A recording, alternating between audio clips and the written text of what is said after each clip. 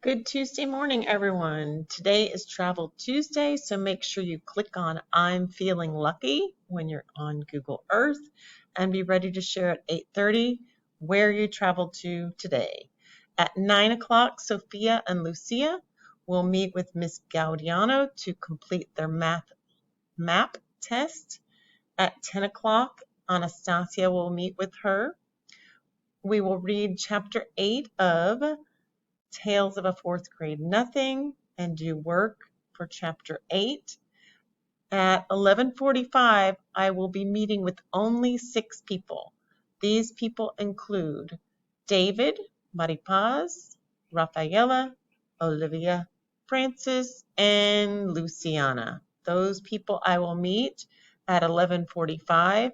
The rest will be doing independent work during that time. Let's make it a great Tuesday, and I'll see you guys at 8:30.